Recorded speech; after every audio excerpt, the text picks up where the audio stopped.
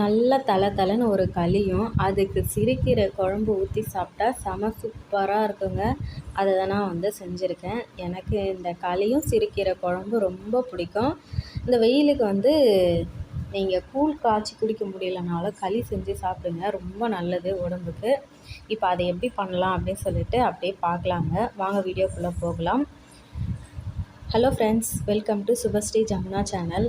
இன்றைக்கி நம்மளோட சேனலில் களியும் நம்ம சிறுகீரை குழம்பு தான் செய்ய போகிறோம். எல்லோரும் எப்படி இருக்கீங்க? வீடியோ போட்டு ரொம்ப நாள் ஆச்சுங்க. எல்லோரும் எப்படி இருக்கீங்கன்னு கேட்குறீங்க. ஸோ என்னால் ரிப்ளை பண்ண முடியல. நான் நல்லா இருக்கேன். ஆனால் கண்டினியூ இப்போதைக்கு வீடியோ போட முடியல. அதனால் சரி, ரொம்ப நாள் ஆச்சு.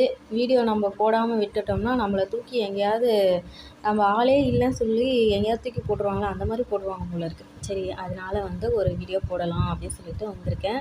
நான் அரிசிக்கு நொய் எல்லாம் போடலைங்க. களிக்கு நான் சம்பா ரவை தான் போட்டு களி கிளறுவேன். ரொம்ப நல்லாயிருக்கும். ஏன்னா இந்த மாதிரி சுகர் இருக்கிறவங்கெல்லாம் அரிசி போடாமல் சாப்பிடணுன்றவங்களாம் இந்த மாதிரி ட்ரை பண்ணி பாருங்கள். அது கூட ஒரு அரை கப்பு அளவுக்கு மாவு, சின்ன பாத்திரம் தான் நினைக்காதீங்க. அதுலேயே எனக்கு 3 சின்ன சின்ன களி உருண்டை வந்துடுச்சுங்க. நானும் சுபா மட்டும் தான் சாப்பிடுவோம். அதனால் மட்டும்தான் நான் கொஞ்சமாக செஞ்சேன். நல்லா ஒரு 10 நிமிஷம் வேக வச்சா போதுங்க. நல்லா களி வந்துடும். ரொம்ப சிம்லேயே வச்சு வேக வைக்கணும். அதுவும் இல்லாமல் கொஞ்சமாக நான் களியில் உப்பு போட்டு வேக வைப்பேன். எல்லாருமே வேறு வேறு விதமாக செய்வாங்க. குக்கரில் வேக வைக்கிறேன், ஈஸியாக இருக்கும். எனக்கு அதெல்லாம் விட இதுதாங்க ஈஸி.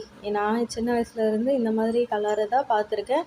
ஆனால் கல்யாணத்துக்கு அப்புறம் தான் நான் தனியாக நானே அளவு வச்சுட்டு கற்றுக்கிட்டேன். நல்லா நம்ம எந்த அளவுக்கு இந்த மாதிரி இழுக்கிறோமோ அது அப்படியே வெண்ணெய் மாதிரி வரும் அந்த களி. நம்ம புட்டு சாப்பிட்றதுக்கு ரொம்ப நல்லாயிருக்கும். ரொம்ப ஹார்டாக அதை ரொம்ப கல்லாட்டம் இருந்தாலும் சாப்பிட்றதுக்கு கஷ்டமாக இருக்கும். நல்லா கொஞ்சம் தலை தலைன்னு இருந்துச்சுன்னா ரொம்ப நல்லாயிருக்கும்.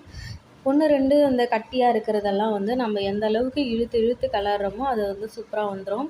இது களி கிளறதுக்குன்னே இந்த மத்து மாதிரி இருக்குமா காம்பு, இதை நாங்கள் பருப்பு கடையிற மத்து, அது கீழே இருக்கிற அந்த காம்பு தேஞ்சிடுச்சு. அதை தான் நான் சீவி அதை களி கிளற காம்பை எடுத்து வச்சுருக்கோம். இப்போ கிண்ணத்தில் தண்ணியை ஊற்றிட்டு நமக்கு தேவையான சைஸில், நமக்கு எவ்வளோ பெரிய சைஸ் தேவையோ அந்த மாதிரி நல்லா உருட்டி எடுத்துட்டோம்னா அழகாக சூப்பராக ரவுண்டாக வந்துடும். இந்த அளவுக்கு தான் நான் சாப்பிடுவோமா, அதனால் சின்ன சின்ன உருண்டையாக நாங்கள் உருட்டி எடுத்து வச்சுக்கிட்டோம். எனக்கு கொஞ்சமாக தான் செய்யலான்னு பார்த்தோம், அதுவே 3 ஆகிடுச்சு. ஸோ சுபாவுக்கு குட்டியாக ஒன்று செஞ்சுட்டு நான் காலையில் சாப்பிட்டு, சரி மதியானமும் இதை தான் சாப்பிடணும் போல் இருக்குது. ஏன்னா 3 ஆகிடுச்சு இல்லையா, வேஸ்ட் பண்ணக்கூடாது. பாருங்கள், அடியிலையும் நல்லா தீயவும் இல்லைல்ல, அடி பிடிக்கல.